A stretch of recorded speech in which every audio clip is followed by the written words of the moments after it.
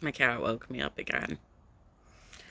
Um, but since I'm up and I've been trying to process a lot of the new information that I got over the last couple of days, I figured I'd just get a couple of my thoughts down real quick.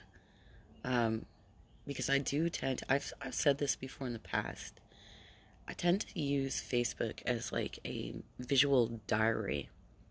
For years I've been doing this. And I think a lot of people do this, right? Like Facebook is kind of like your living diary. It all depends on whether or not you want to share your diary with folks, right? And I share a lot of my thoughts publicly, and that's why it becomes a bit threatening to people, right? Um, I'm trying to be quiet because it's not even 5 yet. It's not even 5. I've been up since like 3:30. I hate that I can't get sleep anymore. I really, I bought the melatonin, but I haven't started taking it yet. I'm gonna have to start trying that tonight, I think. I'm gonna have to start trying the melatonin and see if that helps. Um, but also, I'm getting to the age where I also need to like wake up and go to the bathroom in the middle of the night. I'm getting to that age, you guys. Okay, so I've been thinking a lot about different information that I've received over the last few days. And I think one of the very interesting analysis is that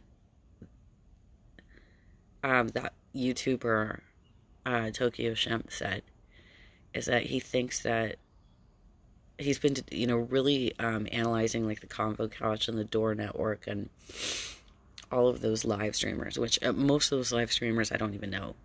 But one of his observations is that it looks to him like a lot of these people might have had criminal pasts and got recruited into these roles. Like they're failed actors, which they are. I mean, I think pretty much I've made the comparison before, like months ago. Months ago, I kept talking about how I'm waiting for the buckets of slime to drop on their head because they feel very much like Nickelodeon type shit from the 80s. That's what it looks like to me. And that's why I don't watch them because it just seems like complete made up bullshit.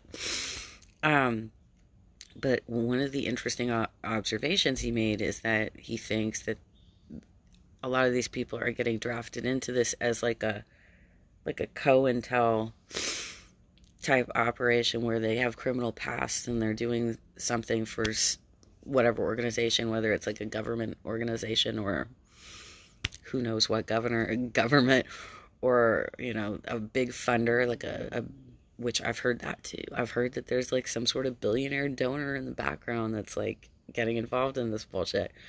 I've heard that, but I don't know all the details on, like, I don't have, I get information because I work with so many people in politics, but I don't see everything. I don't get all of the information, but I have heard there's like some sort of big billionaire donor. I'm hearing that there's big money getting dropped into progressive campaigns, right? And same with this live stream bullshit. We don't know where the money's coming from, right? We don't know where the money's coming from. But it looks like a lot of these people might have some sort of criminal past. I mean, obviously they sent a criminal to fuck with me, right? But he's not the first one, right? He's not the first one that had a criminal past. He's fucked with me. All of that litigation I've been going through over the last 2 years with the dude who's stalking me, he's got a criminal past too. And then, think about like how aggressive some of the people surrounding Bernie's coffee shop are. They're very aggressive. These are the types of personalities that it seems like they have some sort of criminal past, because they have, it's not just that they're mean girls, like high school mean girls kind of bullshit, which in some cases that is the case. Like they've haven't quite matured out of like the high school mentality. But in other cases, they seem like genuinely like the kind of people who might have gotten locked up for assault.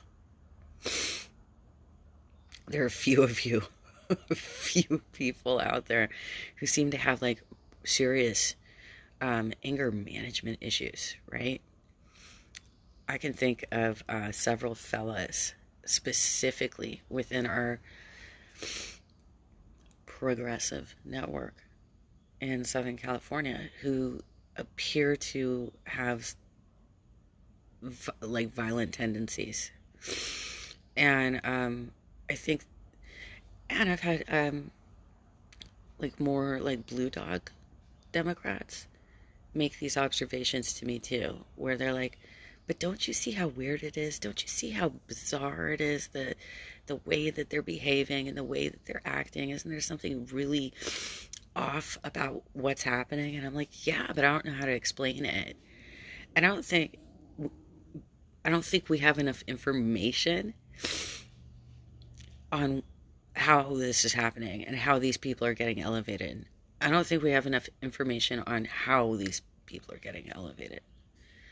But it is starting. Shout out Tokyo. You're starting to like connect a lot of dots, I think, for us.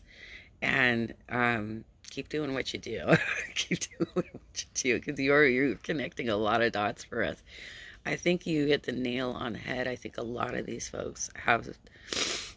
I mean, we don't know unless we were to run background checks on every one of them. And I think most of us don't have the time or resources to do that. Um, but yeah, there's something very off about this particular side of politics. There's something very off about it, and they do seem overly aggressive and violent. There's something really off on this side of politics.